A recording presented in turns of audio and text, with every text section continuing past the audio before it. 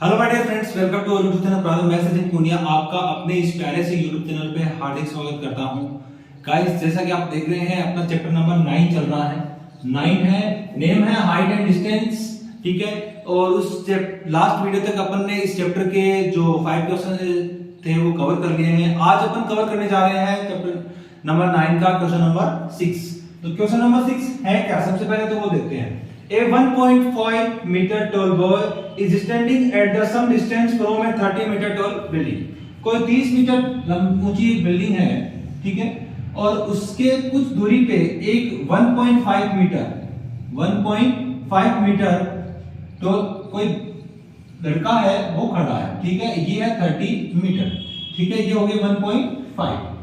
Okay, अब आगे क्या बोल रहा है, the angle of the elevation from the ice to top of the building.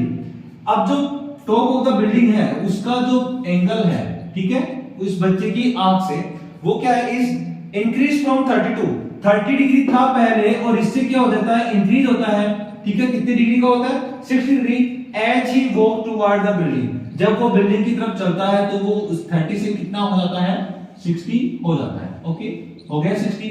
Okay, चलो आगे। Find the distance he walk toward the building. अब वो ऐसे बोल रहा है कि ये जो वो चला है ना बिल्डिंग की तरफ, ये वाली डिस्टेंस आप पता करो, ठीक है। तो मैंने सपोज कर लिया कि वो x डिस्टेंस चला है और ये वाली डिस्टेंस कितनी बची है, y। तो ये कंप्लीट कितनी हो जाएगी, x प्लस y। ओके, इसके अलावा अपने ये 1.5 है, तो ये 1.5 अपने को माइनस करनी है, तो यहाँ पे ये वाली डिस्टेंस कितनी रह जाएगी, 28.5। ओके, 28.5 हो जाएगी। उसके अलावा देखो a बी सी और डी हो गया। अब देखो इसमें करना क्या है, सबसे पहले सेम वही करेंगे, इन ट्रायंगल। सबसे पहले इन ट्रायंगल, पहले वाला ट्रायंगल लेते हैं, A B C. In triangle A B C, okay. Theta ये है, थीटा के सामने क्या होता है, perpendicular. Perpendicular is equal to A B is equal to 28.5 metre, ठीक है।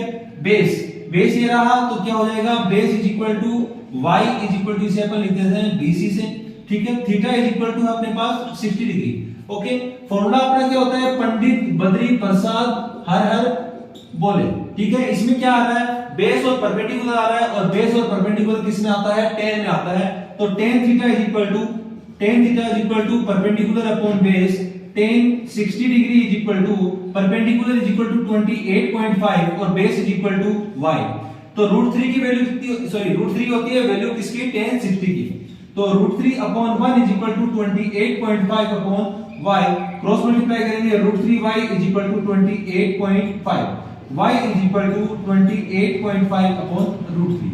अब सबसे पहले अपन ये चेक करते हैं कि क्या ये 28.5 √3 से डिवाइड है या नहीं है। हाँ, ये 28.5 3 से डिवाइड हो जाएगा, तो हो जाएगा। तो चलो इसको करते हैं, 28.5 √3 multiply by 23 upon multiply by 23 √3 28.5 √3 upon नीचे क्या हो जाएगा, √3 को √3 से मल्टीप्लाई किया तो 3, और ये से कैंसिल आउट हो जाएगा, कितने 3 9 जा 27 और 3 5 जा 9.5, तो कितना आ जाएगा 9.5 √3।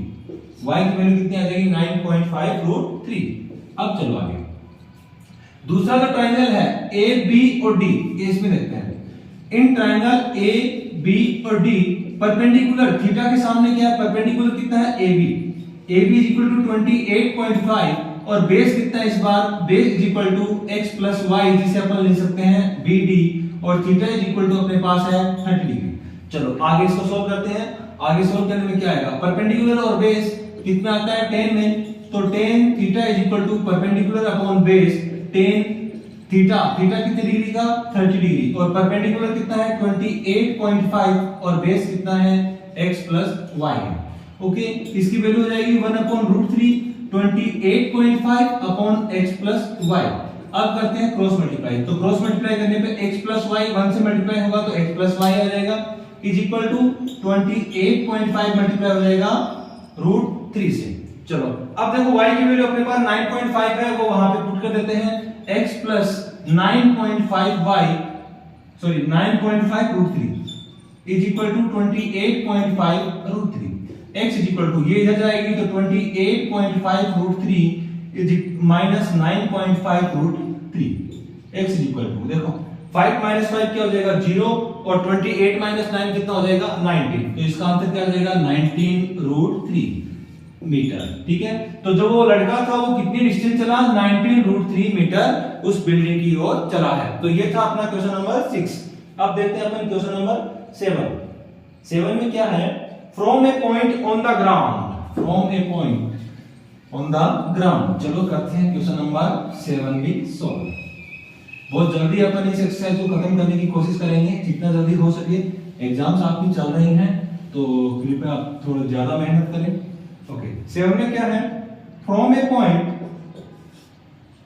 On the ground the angle of the elevation of the bottom and the top of a transmission tower fixed at the top of a 20 metre high building. एक ट्रांसमिशन टावर है जो एक 20 मीटर हाई बिल्डिंग है, ये suppose that वो 20 metre high building है। ठीक है, इसके ऊपर एक ट्रांसमिशन टावर लगा हुआ है और इस टावर के टॉप से और बॉटम से जो कोई एक पॉइंट है, उस पॉइंट पे जो एंगल बन रहा है वो कितने डिग्री का होगा, वो अपने को ये बता रहा है।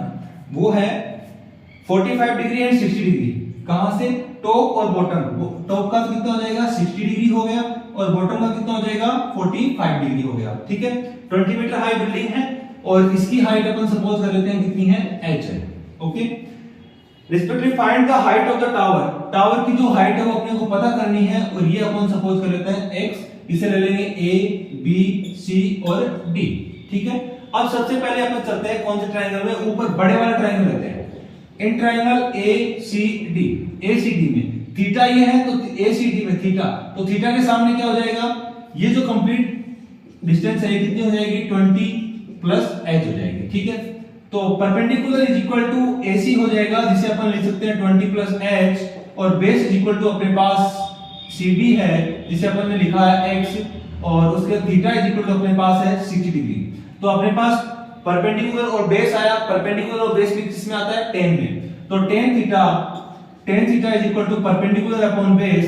tan थीटा की वैल्यू है 60 डिग्री, परपेंडिकुलर है अपने पास 20 प्लस h और बेस है अपने पास x। tan 60 की वैल्यू होती है √3 is equal to 20 plus h upon x। Cross multiply करेंगे तो √3x is equal to 20 plus h। Okay, तो x की वैल्यू क्या आएगी, x इज इक्वल टू आ जाएगा 20 plus h upon √3। Equation number 1।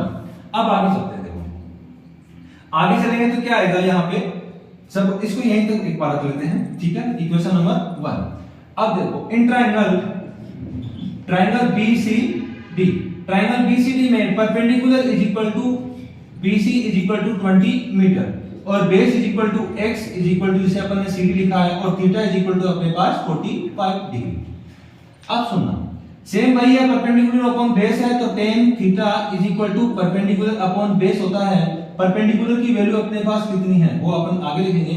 tan 45 is equal to perpendicular is equal to 20 metre और base is equal to x है और 1 इसकी tan 45 की वैल्यू होती है 1 तो अपॉन में भी 1 यूज कर लेंगे तो 20 अपॉन x, तो x की वैल्यू कितनी आ गई 20। ठीक है, अब ये जो x की वैल्यू है ये अपन पुट करेंगे किसमें, इक्वेशन नंबर 1 में। तो यहाँ पे क्या आ जाएगा 20 पुट द वैल्यू, यहाँ लिखोगे पुट द वैल्यू